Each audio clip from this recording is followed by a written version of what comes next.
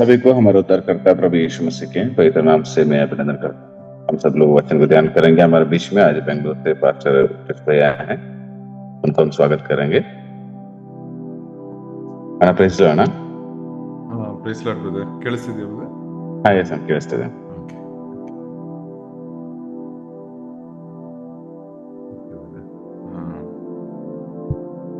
ನಾವು ಪ್ರಾರ್ಥನೆ ಮಾಡಿ ಸ್ಟಾರ್ಟ್ ಪ್ರಾರ್ಥನೆ करके ಪ್ರಾರಂಭ करेंगे. ಪ್ರೀತಿಯ ತಂದೆ, ಬೆಳಗಿನ ಸಮಯಕ್ಕಾಗಿ ಸ್ತೋತ್ರ. ನಿಮ್ಮ ನಾಮವನ್ನು ದೇವರೇ ನಾವು ಗಣಪಡಿಸೋದಕ್ಕೆ, ನಿಮ್ಮ ವಾಕ್ಯಗಳನ್ನ ಕೇಳೋದಕ್ಕೆ ದೇವರೇ ನಮ್ಗೆ ಕೊಟ್ಟಿರೋ ಅವಕಾಶಕ್ಕಾಗಿ ಸ್ತೋತ್ರ. ಈ ದಿನ ನಮ್ಮ ಜೊತೆ ಇರಿ, ನಮ್ಮನ್ನು ನಡೆಸಿ, ಈ ವಾಕ್ಯಗಳ ಮೂಲಕ ದೇವರೇ ನಮ್ಮ ಜೊತೆ ಮಾತಾಡಿ ನಿಮ್ಮ ಮಹತ್ತಾದ ಕಾರ್ಯಗಳನ್ನ ಮಾಡ್ತೀರಾ ಎಂಬುದಾಗಿ ನಾವು ವಿಶ್ವಾಸಿಸ್ತೀವಿ. ಯೇಸು ಕ್ರಿಸ್ತನ ನಾಮದಲ್ಲಿ ಕೇಳ್ತೇವೆ, ಆಮೆನ್. ಎಲ್ಲರಿಗೂ ಕರ್ತನ ನಾಮದಲ್ಲಿ ಸ್ತೋತ್ರ. सभी लोगों को यीशु मसीह के पवित्र नाम से अभिनंदन हो. ಈ ದಿನದಲ್ಲಿ ಯೆಶಾಯ 26ನೇ ಅಧ್ಯಾಯವನ್ನು ನಾವು ಧ್ಯಾನ ಮಾಡಲಿದ್ದೇವೆ. आज हम यशाया नबी की किताब 26वां अध्याय को ध्यान करने वाले हैं. ಇದು ಬಂದು 1000 ವರ್ಷ ಬಂದು ಯೇಸು ಕ್ರಿಸ್ತನು ಬರೋ ಫ್ಯೂಚರ್ ಅಲ್ಲಿ ಆಳ್ತಾರೆ. 1000 ವರ್ಷದಲ್ಲಿ ಆಳೋ ಸಮಯದಲ್ಲಿ ಹೇಗೆ ಯೇಸು ಕ್ರಿಸ್ತನ ಆಳ್ವಿಕೆ ಇರುತ್ತೆ ಎಂಬುದಾಗಿ ಬರೆಯಲ್ಪಟ್ಟಿದೆ ಈ ಅಧ್ಯಾಯದಲ್ಲಿ. इस अध्याय में यीशु मसीह का जो 1000 वर्ष का शासन काल है उसके बारे में वो शासन काल किस प्रकार से बना रहेगा बोलकर जिक्र किया गया है. ಸೊ ಇದರಲ್ಲಿ ನಾವು ಇವಾಗ ನನ್ಗೆ ಅದಕ್ಕೆ ಟೈಮ್ ಇಲ್ಲ ಹೋಗಕ್ಕೆ, ಬಟ್ ಏನಂದ್ರೆ ನೋಡಿ, ಇದು ಈ ಟೈಮ್ ಇದೆಯಲ್ಲ, ಇವಾಗ ಬಂದು ನಾವು ಇವಾಗ ಇರೋ ಟೈಮ್ ಇದು, ಇವಾಗ ಸಭೆಯ ಕಾಲ ಅಂತ ಬೀಳ್ತಾ ಇರುತ್ತೆ, ಅದ್ರಲ್ಲಿದ್ದೀವಿ. ಅದಾದ್ಮೇಲೆ ಉಪದ್ರವದ ಕಾಲ, ಐ ಮೀನ್ ಲೈಕ್ ನಮ್ಗೆ ಬಹಳ ಒಂದು 7 ವರ್ಷ ಕಾಲ ಬಹಳ ಕಷ್ಟ ಇರುತ್ತೆ ಸಭೆಗೆ. ಇಲ್ಲಂದ್ರೆ ಸಭೆ ಜನ ಎತ್ತಲ್ಪಟ್ರೆ ಅವ್ರಿಗಿರುತ್ತೆ. ಅದಾದ್ಮೇಲೆ 1000 ವರ್ಷ, ಆ 1000 ವರ್ಷದ ಬಗ್ಗೆ ಪ್ರವಾದನೆಯಾಗಿ ಈ ಅಧ್ಯಾಯ ಹೇಳುತ್ತೆ. मुझे उतना समय नहीं है, लेकिन मैं आपको संक्षिप्त से इस नक्शा के बारे द्वारा बताना चाहता हूँ. अभी जो पहला आपको दिख रहा है वो है एक कलीसिया का एक काल है, यहाँ पर अभी हम फिलहाल है. उसके बाद यीशु मसीह आने के बाद हमको जब उठा लिया जाता है, उसके बाद जो है 7 वर्ष रहता है, 3.5 साल उपद्रव और 3.5 साल कष्ट, क्लेश और महाक्लेश का एक समय होता है 7 साल का. और उसके बाद जो है आप देख रहे हैं जो लास्ट में जो 2 कॉलम है वो है 1000 वर्ष का. पहला जो है 1000 वर्ष का वो शासन काल प्रभु यीशु मसीह का है. ಇಲ್ಲಿ ಯೇಸು ಕ್ರಿಸ್ತು ಆಳ್ವಿಕೆ ಮಾಡೋದನ್ನ ಲೋಕನೇ ನೋಡುತ್ತೆ. प्रभु यीशु मसीह जो शासन करते हैं वो सारा दुनिया ही देख लेगा.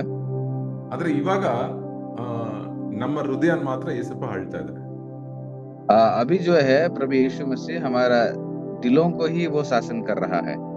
ಸೊ ನಮ್ಮ ಇವತ್ತು ಯಾರಿಗೂ ಗೊತ್ತಾಗಲ್ಲ, ಹೃದಯದಲ್ಲಿ ಅನ್ಯ ಜನ ಬಂದು ಹೇಳ್ಬೋದು, ಏನಕ್ಕೆ ಯೇಸು ಕ್ರಿಸ್ತು ಅಂತ ಹೇಳ್ತೀಯಾ ಅಂತ ಹೇಳ್ಬೋದು. शायद आज अन्य लोग आकर हमें क्योंकि दिल की बात को नहीं देख पाते हैं, इसलिए बताते हैं कि आप यीशु मसीह करके क्यों कहते हो बोलकर. ಬಟ್ ಅವ್ರಿಗೆ ಗೊತ್ತಿಲ್ಲ, ಒಂದು ದಿನ ಹೇಗೆ ದೇವರು ನಮ್ಮ ಹೃದಯನ ಆಳ್ತಾ ಇದ್ರು ಅದೇ ರೀತಿಯಲ್ಲಿ ಲೋಕನೇ ದೇವರು ಬಂದು ನೀತಿಯಿಂದ ಆಳ್ತಾರೆ ಎಂಬುದಾಗಿ ಅವ್ರಿಗೆ ಗೊತ್ತಿಲ್ಲ. क्योंकि उनको पता नहीं है जिस ढंग से प्रभु यीशु मसीह आज हमारे हृदय को शासन करता है, ठीक उसी प्रकार न्याय के साथ वो एक दिन सारा दुनिया को शासन करने वाले हैं. ಸೊ ಅದರಿಂದ ಈ ಅಧ್ಯಾಯಗಳನ್ನ ಬರ್ದಿರೋದು ಬಂದು ನಮ್ಮ ಹೃದಯದಲ್ಲಿ ಆಲ್ರೆಡಿ ಬಂದು ನಾವು ಅನುಭವಿಸ್ತಿದ್ದೇವೆ. क्योंकि ये जो अध्याय में जिक्र किया गया है वो हमारे हृदय में हम लोग आज हर रोज अनुभव कर रहे हैं. ಸೊ ಈ ದಿನದಲ್ಲಿ ನಾನು ಹೇಳಲು ಒಂದೇ ಒಂದು ಪ್ರಶ್ನೆ ಏನಂದ್ರೆ, ಕೇಳೋದು ಒಂದೇ ಒಂದು ಪ್ರಶ್ನೆ ಅಂದ್ರೆ, ನಿಮ್ಮ ಹೃದಯನ ಯಾರು ಆಳ್ತಾ ಇದ್ದಾರೆ? ಯಾಕಂದ್ರೆ ನಮ್ಮ ಮನಸ್ಸು, ನಮ್ಮ ಯೋಚನೆಗಳು ಆಳ್ತಾ ಇರ್ಬೋದು, ಇಲ್ಲಾಂದ್ರೆ ಯೇಸು ಕ್ರಿಸ್ತನ ಮೂಲಕ ಯೇಸು ಕ್ರಿಸ್ತನ ಕಾರ್ಯಗಳು ಆಳ್ತಾ ಇರ್ಬೋದು. आज मैं आप लोगों से एक सवाल पूछना चाहता हूँ कि हमें हमारा जीवन में कौन राज्य कर रहा है? क्या हमारा विचार और हमारा मन ये राज्य कर रहा है, या प्रभु यीशु मसीह का सारी योजनाएं हमारा जीवन में, हमारे हृदय में राज्य कर रहा है? उसको मैं आप लोगों से पूछना चाहता हूँ. ಏನಾಗುತ್ತೆ ನೋಡೋಣ. ಯೇಸು ಕ್ರಿಸ್ತು ನಮ್ಮ ಹೃದಯನ ಆಳ್ವಿಕೆ ಮಾಡ್ತಾ ಇದ್ರೆ ನಾವು ಹೇಗೆ ನಮ್ಮ ಮನಸ್ಸು ಹೆಂಗಿರುತ್ತೆ ಅಂತ ನೋಡೋಣ. ಫಸ್ಟ್ ಒಂದು 3ನೇ ವಚನ 4ನೇ ವಚನ ನೋಡೋಣ. अगर प्रभु यीशु मसीह हमारे हृदय को शासन करता है तो वो हमारा जीवन कैसे रहेगा करके 30, 3 और 4 पद को हम लोग पहला अध्ययन करने वाले हैं। ಯಾರಾದ್ರು ಓದ್ತಾರ brother? 3ನೇ ವಚನ 4ನೇ ವಚನ. जिसका मन तुम में जिसका मन तुझ में धीरज धरे हुए है, उसकी तू पूर्ण शांति के साथ रक्षा करता है, क्योंकि वह तुझ पर भरोसा रखता है। यहोवा पर सदा भरोसा रख, क्योंकि प्रभु यहोवा सनातन चट्टान है। 3-4 ಬ್ರದರ್ ಓದಿದ್ರ? यस ना, मूर में 3 ಓದಿದ್ರ brother? तीसरा पद को और हम चौथा पद को पढ़ेंगे बाइबल में। ಸೊ ಇದ್ರಲ್ಲಿ ನಾವು ನೋಡ್ತೀವಿ ನಮ್ಮ ಮನಸ್ಸು ಯಾವ್ದ್ರ ಮೇಲೆ ಡಿಪೆಂಡ್ ಆಗಿದೆ ಎಂಬುದಾಗಿ. हमारा जो मन है किस पर वो निर्भर है, हम उसको ध्यान करने वाले हैं। ಸೊ ನೋಡಿ, ನಮ್ಮ ಮನಸ್ಸು ದೇವರ ಮೇಲಿದ್ದಾಗ, ದೇವರನ್ನೇ ನಂಬಿದ್ದಾಗ, ಭರವಸೆ ಇಟ್ಟಿದ್ದಾಗ ಸಮಾಧಾನ, ಶಾಂತಿ ಶಾಂತಿ ಅಂತ 2 ಸತಿ, ಡಬಲ್ ಸತಿ ಪರ್ಫೆಕ್ಟ್ ಪೀಸ್ ಅಂತ ಇಂಗ್ಲಿಷ್ ಅಲ್ಲಿ ಬರ್ತಿದೆ. 2 ಸತಿ ಶಾಂತಿ ಶಾಂತಿ ಅಂತ ಹೇಳುತ್ತೆ. तो अगर यीशु मसीह पर अगर हम लोग हमारा मन को बना रहेगा, अगर वो शासन करेगा, यहाँ पर 2 बार वो जिक्र किया गया है शांति शांति करके, वो शांति से बना रहेगा। ಶಲೋಮ್ ಶಲೋಮ್ ಅಂತ ಹೇಳಲ್ಪಟ್ಟಿದೆ. अंग्रेजी में उसको शलोम करके जिक्र किया होगा। ಇಬ್ರಿಯ ಭಾಷೆಯಲ್ಲಿ ಶಲೋಮ್ ಶಲೋಮ್ ಅಂತಾರೆ. इब्री भाषा में उसको शलोम कहा जाता है। ಇವತ್ತು ಕೂಡ ನೀವು ಬಂದು ಇಸ್ರೇಲ್ ದೇಶಕ್ಕೆ ಹೋದ್ರೆ, ಇಬ್ರಿಯರ್ ಜನ ಬಂದು, ಯೂದರ್ಗಳು ಬಂದು ಒಬ್ರನ್ನೊಬ್ರು ಆಹ್ವಾನಿಸೋದು ಶಲೋಮ್ ಅಂತಾರೆ. ಸಂಧಿಸ್ಬೇಕಾದ್ರೆ ಶಲೋಮ್ ಅಂತಾರೆ, ಹೋಗ್ಬೇಕಾದ್ರೂ ಶಲೋಮ್ ಅಂತ ಹೇಳ್ತಾರೆ. आज भी अगर यहूदियों के बीच में अब जाके देखते हैं तो अगर कोई किसी से मुलाकात करते हैं, मुलाकात करके जब वो लोग लौट के जाते हैं तो मुलाकात करते वक्त में भी शलोम करते हैं, और उनसे जब जुदा होते हैं उस वक्त में भी शलोम करके शब्द को इस्तेमाल करते हैं। ನೋಡಿ, ಇದು ಬಂದು ಮುಖ್ಯವಾದ ಕಾರ್ಯ ನಾವಿಲ್ಲಿ ನೋಡ್ತೀವಿ. ಯಾಕಂದ್ರೆ ನಾವು, ನಮ್ಮ ಮನಸ್ಸು ಬಂದು ಅಲ್ಲಾಡ್ತಾ ಇರುತ್ತೆ. ಒಂದೊಂದ್ ಟೈಮ್ ಒಂದೊಂದ್ ತರ ನಮ್ಮ ಮನಸ್ಸಲ್ಲಿ ಯೋಚನೆಗಳು ಬರ್ತಾ ಇರುತ್ತೆ. क्योंकि ये बहुत ही प्रमुख पद है, क्योंकि हमारा मन जो है अलग अलग समय में अलग अलग प्रकार से वो बदलते रहेगा।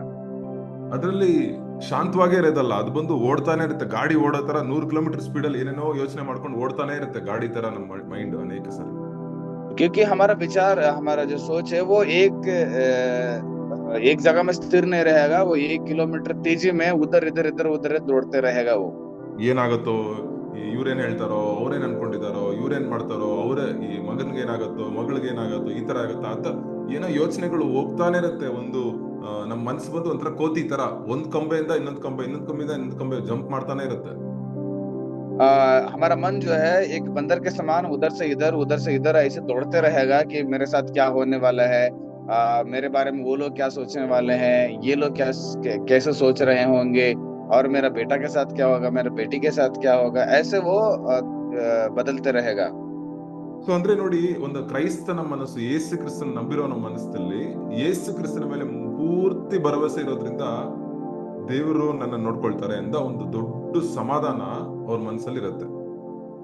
जब यीशु मसीह पर अगर भरोसा रखते हैं तो उसके मन में ये एक विचार आएगा, सारा चीज को प्रभु यीशु मसीह संभालेगा बोलकर वो शांति से बने रहेगा। ಹೊಸ ಒಡಂಬಡಿಕೆಯಲ್ಲಿ, ಅಲ್ಲಿ ನಂಗೆ ತಿರ್ಗ್ಸಕ್ ಟೈಮ್ ಇಲ್ಲ ಇವಾಗ, ನನಗೆ ಸಡನ್ ಆಗಿ ವಚನ ಬಂತು. ಹೊಸ ಒಡಂಬಡಿಕೆಯಲ್ಲಿ ಒಂದು ವಚನ ಇದೆ. ಅದ್ರಲ್ಲಿ ಏನಂದ್ರೆ, ಕ್ರೈಸ್ತರು ಬಂದು ತಮ್ಮ ಯೋಚನೆಗಳನ್ನು ಏನ್ ಮಾಡ್ತಾರಂದ್ರೆ ಸೆರೆ ಹಿಡಿತಾರಂತೆ ಯೋಚನೆಗಳನ್ನು. नए नियम में एक बात जिक्र किया गया है, मसीह के लोग अपने सारे विचारों को वो बंधन में रखते हैं। ಯಾವ ತರ ಯೋಚನೆಗಳನ್ನ ಬಂಧನ ಮಾಡ್ತಾರೆ? किस प्रकार के विचारों को वो लोग बंधन में लाते हैं? ನೋಡಿ, ಪೊಲೀಸ್ ಇರ್ತಾನೆ. ಪೊಲೀಸ್ ಬಂದು ಒಳ್ಳೆಯವ್ರನ್ನ ಅರೆಸ್ಟ್ ಮಾಡಲ್ಲ, ಕೆಟ್ಟವ್ರನ್ನೇ ಅರೆಸ್ಟ್ ಮಾಡೋದು ಪೊಲೀಸ್. एक दरोगा है, वो दरोगा क्या करता है, वो अच्छे लोगों को बंदी नहीं बनाएगा, बल्कि बुरे लोगों को बंदी बना लेगा। ಅದೇ ರೀತಿಯಲ್ಲಿ ಕ್ರಿಸ್ಟಿಯನ್ ಅರೆಸ್ಟ್ ಮಾಡ್ತಾನೆ. ಕ್ರಿಸ್ಟಿಯನ್ ಬಂದು ಯಾರನ್ನ ಅರೆಸ್ಟ್ ಮಾಡ್ತಾನೆ? ಅವನ ಯೇಸು ಕ್ರಿಸ್ತನಿಗೆ ವಿರೋಧವಾಗಿರೋ ಯೋಚನೆಗಳನ್ನ ಅರೆಸ್ಟ್ ಮಾಡ್ತಾನೆ. ठीक उसी प्रकार एक मसीही आदमी भी वो कुछ चीजों को बंधन में लाता है, वो चीज होता है जो मसीह का विरोध में है, वो सारे विचारों को बंधन में लाता है। ಇವಾಗ ನನ್ಗೊತ್ತು, ದೇವ್ರು ಬಂದು ನನಗೆ ನನ್ನ ಮನಸ್ಸಲ್ಲಿ ಸಮಾಧಾನ ಕೊಡೋ ದೇವ್ರು ಎಂಬುದಾಗಿ ನನ್ಗೆ ಗೊತ್ತು. मुझे पता है मेरा हृदय में शांति देने वाला परमेश्वर है वो। ಬಟ್ ಅಂದ್ರೆ ನನ್ನ ಮನಸ್ಸಲ್ಲಿ ಏನೋ ಒಂದು ಕಾರ್ಯ, ಕೆಲಸದ ಕಾರ್ಯನೋ ಇಲ್ಲ ಭವಿಷ್ಯದ ಕಾರ್ಯನೋ, ಏನೋ ಒಂದು ಕಾರ್ಯ ಬಂದು ಒಂದು ಒಂಥರ ಗೊಂದಲಿಕೆಯನ್ನು ನನ್ನ ಮನ್ಸಲ್ಲಿ ತಂದ್ರೆ ನಾನು ಏನ್ ಮಾಡ್ಬೇಕು? ದೇವ್ರ ಹತ್ರ ಬಂದು ಅದನ್ನು, ದೇವ್ರೇ ಈ ಯೋಚನೆ ನಿಮ್ಮಿಂದ ಬಂದಿಲ್ಲ, ಈ ಯೋಚನೆಯನ್ನ ನಾನು ಬಂಧಿಸ್ತಾ ಇದ್ದೀನಿ, ಅರೆಸ್ಟ್ ಮಾಡ್ತಾ ಇದ್ದೀನಿ, ನನಗೆ ಶಕ್ತಿ ಕೊಡಿ ಎಂಬುದಾಗಿ ನಾವು ಕೇಳ್ತೀವಿ. मान के चलेगा हमारा मनों में कोई काम के विचार हो गया या कोई भविष्य का प्रकार का कोई भी प्रकार का एक सोच विचार आ गया, ये जब आता है तब हमारा हृदय जो है वो बहुत गड़बड़ हो जाता है। तो उस वक्त में जब हम प्रभु यीशु मसीह को विश्वास करते हैं, हम क्या करते हैं? उसको बंधन में लाकर प्रभु प्रार्थना करते हैं, परमेश्वर मैंने ये सारे विचारों को बांध के रख दिया हूँ, बंधन में लाया हूँ, आप मुझे शांति दे दो बोल के। ಉದಾಹರಣೆಗೆ ಗಂಡನ ಮೇಲೆ ಇಲ್ಲ ಹೆಂಡತಿ ಮೇಲೆ ಒಂದು ಏನಾದ್ರೂ ಒಂದು ಕೋಪದ ಯೋಚನೆಗಳು, ಕೋಪದ ಮನಸ್ಸಿಂದ ಹಂಗೆ ಕೋಪ ಬಂದ್ಬಿಟ್ಟು ಅವ್ರ ಹತ್ರ ಮಾತಾಡದೇನೆ ಹಂಗೆ ಕೋಪ ಮಾಡ್ಕೊಂಡು ಕೂತಿರ್ತೀವಿ. ಅವಾಗ ದೇವ್ರ ಹತ್ರ ಹೋಗ್ತೀವಿ, ದೇವ್ರೇ ಈ ಕೋಪದ ಆತ್ಮ, ದೇವ್ರೇ ಈ ಕೋಪದ ಮನಸ್ಸು ಅವ್ರ ಮೇಲೆ, ನನ್ನ ಗಂಡನ ಮೇಲೋ ನನ್ನ ಹೆಂಡತಿ ಮೇಲೋ ಬಂದಿರೋದು ನಿಮ್ಮಿಂದ ಬಂದಿಲ್ಲ, ಇದು ನನ್ನ ಮನಸ್ಸು ಯೋಚನೆ ಮಾಡ್ತಾ ಇರೋದು. ಸೊ ದೇವ್ರೇ ಈ ನಿಮ್ಮಿಂದ ಬರ್ದೇ ಇರೋ ಕಾರ್ಯನ ನಾನು ಅರೆಸ್ಟ್ ಮಾಡ್ತೀನಿ ಎಂಬುದಾಗಿ ನಮ್ಮ ಮೈಂಡ್ ಅನ್ನು ನಾವು ಯೇಸು ಕ್ರಿಸ್ತನ ಕಂಟ್ರೋಲ್ ಒಳಗೆ ನಮ್ಮ ಮೈಂಡ್ ಅನ್ನು ಇಡೋದಕ್ಕೆ ಕಲ್ತ್ಕೊಂಡಾಗ ನಮ್ಗೆ ಶಾಂತಿ ಶಾಂತಿ ಎಂಬುದಾಗಿ ಬೈಬಲ್ ಇರುತ್ತೆ. मैं एक उदाहरण के लिए बताना चाहता हूँ। एक पति पत्नी दोनों के बीच में अगर कोई प्रकार का एक छोटा सा समस्या हो जाता है, आपस में लोग गुस्सा हो जाते हैं, तो गुस्सा के कारण मन व्याकुल रहता है। उस वक्त में हम परमेश्वर से बोलते हैं कि परमेश्वर, मेरा जो मन है और मेरा आत्मा है जो गुस्सा से भरा हुआ है, मैं उसको बंदी बना देता हूँ, और बंदी बनाकर मैं आपके कंट्रोल में आ जाता हूँ, आपके नियंत्रण में आ जाता हूँ करके हम उसको जब समर्पण करते हैं तो हृदय में एक शांति मिल जाती है। ಸೊ ಇದನ್ನು ನೀವು ಡೈಲಿ ಲೈಫಲ್ಲಿ ನಾನ್ ಮಾಡ್ತೀನಿ, ಯಾಕಂದ್ರೆ ನನಗೆ ಇದು ಇಂಪಾರ್ಟೆಂಟ್, ಇಲ್ಲ ಅಂದ್ರೆ ನನಗೆ ಸಮಾಧಾನ ಸಿಗಲ್ಲ. ಸೊ ಅದರಿಂದ ನನ್ನ ಲೈಫಲ್ಲಿ ನನ್ನ ಥಾಟ್ಸ್, ನನ್ನ ಯೋಚನೆಗಳು, ಎಂತ ಯೋಚನೆಗಳನ್ನು ಅದನ್ನು ನಾನು ತಕಡಿಯಲ್ಲಿ ಇಟ್ಟು ಅದನ್ನ ಇದು ಮಾಡೋ ತರ ನಾನು ಡೈಲಿ ಯೋಚನೆ ಮಾಡ್ತೀನಿ. ಯದ ಸಡನ್ ಆಗಿ ಹೋಗ್ತಾ ಇರ್ತೀನಿ, 1 ಗಂಟೆ ಆಗುತ್ತೆ, ಏನೋ ಒಂದು ಯೋಚನೆ ಬರುತ್ತೆ, ಒಂದು ಭಯದ ಯೋಚನೆ ಇರ್ಬೋದು, ತಕ್ಷಣ ದೇವ್ರ ಹತ್ರ ಕೊಡ್ತೀನಿ, ದೇವ್ರೆ ಈ ಭಯದ ಯೋಚನೆ ನಿಮ್ಮಿಂದ ಬಂದಿಲ್ಲ, ಇದು ನಿಮ್ಗೆ ಬೇರೆ, ನಾನು ಅದನ್ನ ನಾನು ಅರೆಸ್ಟ್ ಮಾಡ್ತೀನಿ. ದೇವ್ರೆ ಈ ಬೇರೆ ತರವಾದ ಯೋಚನೆ ಬಂತು, ಇದು ನಿಮ್ಮಿಂದ ಬಂದಿಲ್ಲ. ಸೊ ನಿಮ್ಮ ಯೋಚನೆಗಳನ್ನು ನಾವು ಕಂಡಿಡಿದ್ದು ಅದನ್ನ ಅರೆಸ್ಟ್, ರೈಟಾ ರಾಂಗ ಅಂತ ಕಂಡಿಡಿದ್ದು ಅರೆಸ್ಟ್ ಮಾಡೋದಕ್ಕೆ ದೇವ್ರು ನಮಗೆ ಶಕ್ತಿ ಕೊಡ್ತಾರೆ ಎಂಬುದಾಗಿ ನಾವು ದೇವ್ರ ಹತ್ರ ಕೇಳ್ಕೋಬೇಕು. तो देखिएगा, ये मेरे जीवन में हर रोज इसको पालन करता हूँ। अगर मैं कहीं रास्ता में जा रहा हूँ, अगर उस वक्त में मेरे हृदय में अगर भय छा जाता है, तो मैं सोचता हूँ कि ये जो डर है वो परमेश्वर के द्वारा नहीं है, और इसको मैं बंदी बना देता हूँ। परमेश्वर से कहूंगा, परमेश्वर ये जो डर है मैं इसको बंदी बना दिया और इसको मैं आपके हाथ में सौंप देता हूँ। तो इस प्रकार से जब हम हर एक कामों को मैं करता हूँ तो मेरे अंदर एक शांति बना रहेगा। ಯಾಕಂದ್ರೆ 4ನೇ ವಚನದಲ್ಲಿ ಕೊನೆಯಲ್ಲಿ ಏನಾಗಿದೆ, ಯೆಹೋವನು ಶಾಶ್ವತವಾಗಿ ಆಶ್ರಯ ಗಿರಿಯಾಗಿದ್ದಾನೆ ಎಂಬುದಾಗಿ. ಗಿರಿ ಅಂದ್ರೆ ಅದು ಬೆಟ್ಟ, ಅದು ಬಂದು ಶೇಕ್ ಆಗಲ್ಲ, ಅಲ್ಲಾಡೋದಿಲ್ಲ ಆ ಬೆಟ್ಟ. ಆ ರೀತಿಯಾಗಿ ದೇವರು ನಮ್ಮ ಲೈಫಲ್ಲಿ ಶಾಶ್ವತವಾಗಿ ನಮ್ಮನ್ನು ಸಮಾಧಾನವಾಗಿ ಅವ್ರ ಮೇಲೆ ಭರವಸೆ ಇಟ್ಟಾಗ ಶಾಶ್ವತವಾದ ದೇವರು ಬಂದು ನಮಗೆ ಶಾಶ್ವತವಾದ ಯೋಚನೆಗಳನ್ನು, ಒಳ್ಳೆ ಯೋಚನೆಗಳು ದೇವರು ನಮ್ಗೆ ಕೊಡ್ತಾರೆ. तो क्योंकि चौथा पद में ये हमें एक बात जिक्र किया गया है, यहोवा सनातन चट्टान है। वो एक ऐसे चट्टान है, वो अगर हमारे हृदय में आ जाता है तो हमें युगानुयुग हमेशा वो शांति से बनाकर रखना चाहता है। ನೋಡಿ, ನಮ್ಮ ದೇವರು ಬಂದು ಶಾಶ್ವತ ಆಶ್ರಯ ಗಿರಿ ಅಂತ ಹೇಳಿದೆ. ನಮ್ಮ ಮನಸ್ಸು ಆತರ ಅಲ್ಲ, ಬೆಟ್ಟ ತರ ಇರಲ್ಲ, ಹಂಗಿಂಗ್ ಅಲ್ಲಾಡ್ತಾ ಒಂದು ಗಾಳಿ ಅಲ್ಲಾಡಿಸೋ ಒಂದು ಮರ ತರ ಹಂಗಿಂಗ್ ಹೋಗ್ತಾ ಇರುತ್ತೆ. तो चट्टान जो है वो इधर इधर हिलेगा नहीं, इसलिए वो चट्टान जब हमारा अंदर नहीं रहेगा तो हमारा मन कैसे रहेगा? पेड़ के समान उधर इधर हिलते रहेगा। ಒಂದ್ ಕಾರ್ಯ ಹೇಳ್ತೀನಿ, ನೀವು ಇವತ್ತು ಇವತ್ತು 26ನೇ ತಾರೀಕು ಅಲ್ವಾ, 26ನೇ ತಾರೀಕು ನೀವೇನ್ ಮಾಡಿ, ನಿಮ್ ಮನ್ಸಲ್ಲಿ ಬರೋ ಯೋಚನೆಗಳೆಲ್ಲ ಅದನ್ನು ಕಲೆಕ್ಟ್ ಮಾಡಿ, ಅದು ಸರಿ ದೇವರಿಂದ ಬಂದಿಲ್ಲ ಅಂದ್ರೆ ಅರೆಸ್ಟ್ ಮಾಡಿ, ದೇವರಿಂದ ಬಂದಿದ್ರೆ ಅದನ್ನ ಇನ್ನು ಅಧಿಕವಾಗಿ ಅದ್ರ ಬಗ್ಗೆ ನೀವು ಆಲೋಚನೆ ಕೊಡಿ. आज मैं एक सलाह देना चाहता हूँ। आप सोचिएगा तुम्हारा मन में कौन सा ऐसे विषय है जो परमेश्वर के द्वारा आया है, कौन सा ऐसा विषय है जो परमेश्वर के द्वारा नहीं आया है, उसको बंधन कीजिएगा और आप आगे बढ़ने के लिए कोशिश कीजिएगा। ಮೊನ್ನೆ ಅಲ್ಲ, ಒಂದು 3 ವಾರಕ್ಕೆ ಮುಂಚೆ ಒಬ್ರು ಬಂದು ಹೇಳಿದ್ರು, ಬ್ರದರ್ ನಿಮ್ ಬಗ್ಗೆ ಇವರು ತಪ್ಪಾಗಿ ಏನೋ ಹೇಳಿದ್ರು ಬ್ರದರ್ ಅಂತ ಒಬ್ರು ಹೇಳಿದ್ರು. पिछले हफ्ते में कोई मेरे पास आकर कहने लगे, ब्रदर ये आदमी आपके बारे में कुछ बुरा भला कहा दिया है। ನನ್ಗೆ ಮನ್ಸಲ್ಲಿ ಫಸ್ಟ್ ಸ್ವಲ್ಪ ಕೋಪ ಬಂತು. मेरे मन में पहला एक क्रोध आया. ಸೊ ನನ್ಗೆ ಆ ಕೋಪ ಬಂದ್ಮೇಲೆ ನನ್ಗೆ ಮನ್ಸು ಒಂಥರ ಒಂದ್ 5 ನಿಮಿಷ ಒಂಥರ ಆಯ್ತು, ಶರೀರ ಎಲ್ಲ ಒಂಥರ ಬಿಸಿ ಆಗೋ ತರ ಆಗತ್ತಲ್ಲ, ಗೊತ್ತಲ್ಲ ನಿಮ್ಗೆ ಆ ತರ. जब मैं थोड़ा सा गुस्सा हो गया तो मेरा पूरा बदन क्या होने लगा, लगने लगा कि पूरा बदन गर्म होने लगा, ऐसे एक अजीब होने लगा. ಸೊ ನಿಮ್ಗೆ ಗೊತ್ತು, ಆತರ ಬಂದಾಗ ಒಂದು ಏನು ಕೆಲಸನೇ ಮಾಡಕ್ಕಾಗಲ್ಲ, 5-6 ನಿಮಿಷ ಹಂಗೆ ಹೋಗ್ಬಿಡುತ್ತೆ, ಅದ್ರಲ್ಲೇ ಹೋಗ್ಬಿಡುತ್ತೆ. ಅವ್ರ ಬಗ್ಗೆನೇ ಏಕೆ ಈ ತರ ಮಾಡಿದ್ರು, ಅವ್ರೇನ್ ಇಷ್ಟು ಮಾಡ್ತಾರೆ, ಯಾಕೆ ಈ ತರ ಮಾಡ್ತಾರೆ, ಅನ್ಯಾಯ ಮಾಡ್ತಾರೆ, ಹಂಗೆ ಏನೇನೋ ಯೋಚನೆಗಳು ಬರುತ್ತೆ ಮನ್ಸಲ್ಲಿ. तो आप ऐसे प्रकार का विचार रखते हैं तो कोई काम करने के लिए नहीं होता है. लगभग 5 मिनट वैसे ही समय बीत जाएगा कि वो मेरे बारे में ऐसे क्यों सोचता है, एक अन्याय का विचार क्यों वो ऐसे बना के रखा है करके हम वैसे चिंता करते रहेंगे. ಅದು ಮುಖ್ಯವಾದ ಸಮಯ ಕ್ರೈಸ್ತನಿಗೆ. ಯಾಕಂದ್ರೆ ನಮ್ಗೆ ಅವಾಗ ದೇವ್ರು ಬಂದು, ಪರಿಶುದ್ಧಾತ್ಮನ ಬಂದು ನನ್ನಲ್ಲಿ ಕ್ರಿಯೆ ಮಾಡ್ತಾರೆ. ಬಿಡು, ಅವ್ರು ಬಂದು ಗೊತ್ತಿಲ್ಲದೆ ಹೇಳಿರ್ಬೋದು, ನೀನ್ ಅವ್ರ ಹತ್ರ ಹೋಗಿ ಡೈರೆಕ್ಟ್ ಆಗಿ ಹೋಗಿ ಈ ಸಮಸ್ಯೆನ ಮಾತಾಡು, ಪ್ರೀತಿಯಿಂದ ಮಾತಾಡು ಅಂತ ಪರಿಶುದ್ಧಾತ್ಮ ನನ್ಗೆ ಹೇಳ್ತಾ ಇದಾರೆ. ಸೊ ನನ್ ಮನ್ಸು ಬಂದು ಕೋಪಗೊಳ್ತಾ ಇದೆ. ಪರಿಶುದ್ಧಾತ್ಮ ಏನ್ ಹೇಳ್ತಾ ಇದಾರೆ, ಇಲ್ಲ ಸಮಾಧಾನವಾಗಿ ಹೋಗು, ಶಾಂತಿಯಾಗಿ ಹೋಗು, ಅವ್ರ ಹತ್ರನೇ ಹೋಗಿ ಮಾತಾಡು, ಇನ್ನೊಬ್ರ ಮೂಲಕ ಮಾತಾಡ್ಬೇಡ ಅಂತ ಹೇಳ್ತಾ ಇದಾರೆ. ಸೊ ಈ 2 ಶಬ್ದಗಳನ್ನು, ಯಾರು ಪರಿಶುದ್ಧಾತ್ಮನ ಶಬ್ದ, ಯಾವ್ದು ನಮ್ಮ ಮನಸ್ಸಿನ ಶಬ್ದ ಅಂತ ಕೇಳಿಸ್ಕೊಳ್ಳೋದು ಒಂದು ಒಳ್ಳೆ ಕ್ರೈಸ್ತನಿಗೆ, ಅದು ಒಂದು ಒಳ್ಳೆ ಕ್ರೈಸ್ತಿಯ ಜೀವಕ್ಕೆ ಅದು ಒಂದು ಬಹಳ ಅಮೂಲ್ಯವಾದದ್ದು. तो ऐसे जब गुस्सा से भरा हुआ था तो उसी वक्त में पवित्र आत्मा ने मेरे अंदर प्रेरणा किया कि जो आदमी आपके बारे में जो बुरा कहा है, आप उसी के पास जाओ, प्यार से जाकर उससे बात कर लेना, वो समस्या को आप निपट लो करके. लेकिन मेरा अंदर एक शरीर के एक सोच विचार ये है कि उसके विषय में मैं थोड़ा सा गुस्सा हो रहा था. फिर पवित्र आत्मा ने मुझे यही कहा कि जाओ, उसके साथ तुम प्रेम से व्यवहार करके जो समस्या है वो निपट लो. ऐसे जब दोनों के बीच में एक संघर्ष होते रहा. ಆಮೇಲೆ ನಾನು ಹೋಗಿ ಆ ಬ್ರದರ್ ಹತ್ರ ಮಾತಾಡಿದೆ. उसके बाद मैंने जाकर उस भाई से बात कर लिया. ತುಂಬಾ ಪ್ರೀತಿಯಿಂದ ಹೋಯ್ತು. ಏನು ನನಗೂ ಅವ್ರಿಗೂ ಏನ್ ಸಮಸ್ಯೆನೇ ಇಲ್ಲ. ಅದು ಬಂದು ಬೇರೆ ಯಾರೋ ಬಂದು ಮಧ್ಯದಲ್ಲಿ ಏನೇನೋ ಮಾತಾಡಿ ಹೇಳಿರೋದು. ಸೊ ಅದರಿಂದ ನೋಡಿ, ನಾವು ಬೇಡದೇ ಇರೋ ಯೋಚನೆಗಳು, ಬೇಡದೇ ಇರೋ ಕೋಪಗಳು, ಕಷ್ಟಗಳು ನಮ್ಮ ಮನಸ್ಸಲ್ಲಿ ಹಾಕಿ ಇದ್ದಾಗ ಅದು ಬಂದು ಎಷ್ಟು ನಮ್ಮ ಲೈಫಿಗೆ, ನಮ್ಮ ಆತ್ಮಿಕ ಜೀವಕ್ಕೆ ಅಫೆಕ್ಟ್ ಆಗುತ್ತೆ ನೋಡಿ. तो जब मैंने उनसे बात किया तो पता चला कि वो उतना बड़ा समस्या नहीं है, वो बहुत आसानी से समस्या साफ हो गया, क्योंकि इस बात को किसी तीसरा व्यक्ति ने क्या कर दिया, कुछ और डालकर इसको बड़ा बना दिया था. देखिए, उस व्यक्ति से बात करने के बाद मन में कितना शांति बना के रखा. ಯೆಹೋವನು ನಮ್ಮ ಶಾಶ್ವತವಾಗಿರುವ ಆಶ್ರಯ ಗಿರಿಯಾಗಿದ್ದಾನೆ, ಅದನ್ನು ಮರಿಬಾರದು ನಾವು. परमेश्वर हमारा जो है वो सनातन का चट्टान है, इसको हम कभी नहीं भूलना चाहिए. ಎರಡನೇದು 8ನೇ ವಚನದಲ್ಲಿ ಒಂದು ವಚನ ನೋಡೋಣ. दूसरा चीज ये है कि 8वां पद में भी एक वचन को हम पढ़ेंगे.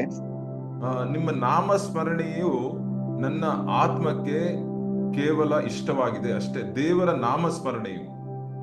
तो देखिएगा 8वां पद में ये लिखा गया कि तेरा नाम के स्मरण की हमारे प्राणों में लालसा बनी रहती है. ನೋಡಿ, ಇಲ್ಲಿ ಇಂಗ್ಲಿಷ್ ಅಲ್ಲಿ ಬಂದು ಯೇಸುವಿನ ನಾಮಕ್ಕಾಗಿ ನಮ್ಮ ಆತ್ಮದ ಬಯಕೆ. ದೇವ್ರೆ, ನನ್ನ ಯೋಚನೆ ಅಲ್ಲ, ನನ್ನ ಲೈಫ್ ಅಲ್ಲ, ನಿಮ್ಮ ನಾಮ ಮಹಿಮೆ ಪಡ್ಬೇಕು, ಅದೇ ನನ್ನ ಆತ್ಮದ ಬಹಳ ಪ್ರಾಮುಖ್ಯವಾದ ಆಸೆ ಎಂಬುದು ನಮ್ಮ ಲೈಫ್ ಅಲ್ಲಿ ಬಂದಾಗ ನಮ್ಗೆ ಏನೇ ಬಂದ್ರು ನಾವು ಅದನ್ನು ಸಂಧಿಸ್ತೇವೆ. ಏನೇ ಕಷ್ಟ ಬಂದ್ರು ಅದನ್ನು ಸಂಧಿಸ್ತೇವೆ. देखिएगा, हमारा जीवन में हमारा सोच, हमारा विचार, हमारे शरीर के अभिलाषा नहीं है, बल्कि यहाँ पर अगर हमारा पूरा जो स्मरण हो गया, हमारा प्राण हो गया, अगर परमेश्वर की लालसा में अगर बने रहता है तो वो कितना भी बड़ा समस्या रहे, हम आराम से उससे निपट सकते हैं. ಸೊ ಅನೇಕ ಸಾರಿ ನಾನು ನೋಡಿದ್ದೀನಿ, ಸೇವೆಯಲ್ಲೋ, ಕೆಲಸದಲ್ಲೋ, ಲೈಫಲ್ಲೋ ನಮ್ಗೆ ಟೆನ್ಷನ್ ಆಗೋದು ಯಾವಾಗ ಅಂದ್ರೆ, ನಮ್ಮ ಹೆಸರು ದೊಡ್ಡದಾಗ್ಬೇಕು, ನಾನ್ ದೊಡ್ಡದಾಗ್ಬೇಕು, ನನ್ ಕಾರ್ಯ ನಡಿಬೇಕು ಅಂತ ಅನ್ಕೊಂಡಾಗ ತುಂಬಾ ಮನಸ್ಸಲ್ಲಿ ಬೇಜಾರೇ ಬರುತ್ತೋ, ತುಂಬಾ ಮನಸ್ಸಲ್ಲಿ ಬಂದು ಸಮಾಧಾನನೇ ಇರಲ್ಲ. तो देखिएगा, हमारा जीवन में जब हम लोग कोई भी काम करते हैं, अगर हम मेरा होना चाहिए, मेरा विचार होना चाहिए, ऐसे प्रकार के विचारों को रखते हैं तो हमारा मनों में वो कभी भी शांति बना के नहीं रख सकते हैं. ಬಟ್ ಅಂದ್ರೆ ನೋಡಿ, ಇಲ್ಲಿ ಏನಾಗಿದೆ, ನಾವೊಂದು ಕಾಲದಲ್ಲಿ ಬರೀ ಏಸಪ್ಪ ನಾಮ, ದೇವರೇ ನಿಮ್ಮ ನಾಮ ಮಾತ್ರ ನಮ್ಮ ಆತ್ಮದ ಆಸೆ, ನಿಮ್ಮ ನಾಮ ಮಾತ್ರ ನಮ್ಮ ಆತ್ಮದ ಬಯಕೆ ಅಂತ ನಾವು ಇದ್ದಾಗ ನಮ್ಗೆ ಟೆನ್ಷನ್ ಇರಲ್ಲ. ದೇವ್ರು ನೋಡ್ಕೋತಾರೆ, ದೇವ್ರು ನಡೆಸ್ತಾರೆ, ಸೇವೆನ್ ದೇವ್ರು ನಡೆಸ್ತಾರೆ, ಕುಟುಂಬನ ದೇವ್ರು ನಡೆಸ್ತಾರೆ. ಯಾಕಂದ್ರೆ ನಾನು ದೇವರ ನಾಮಕ್ಕೆ ನಾನು ಜೀವನ ಮಾಡ್ತಾ ಇದ್ದೀನಿ. ಅವ್ರ ನಾಮ ಮೇಲಾಗ್ಬೇಕು, ಅವ್ರ ನಾಮ ಮೇಲೆ ಹೋಗ್ಬೇಕು. ನನ್ನ ನಾಮ, ನನ್ನ ಹೆಸರು ಕೆಳಗೆ ಹೋದ್ರೂ ಪರವಾಗಿಲ್ಲ, ಅವ್ರ ನಾಮ ಹೋಗ್ಬೇಕು. ಅಂಬದು ನಮ್ಮ ಆತ್ಮದ ಬಯಕೆಯಾಗಿದ್ದಾಗ ಅದು ಒಂದು ದೊಡ್ಡ ಸಮಾಧಾನ ತರುತ್ತೆ, ಆ ಟೆನ್ಷನ್ ಎಲ್ಲ ಹೋಗ್ಬಿಡುತ್ತೆ.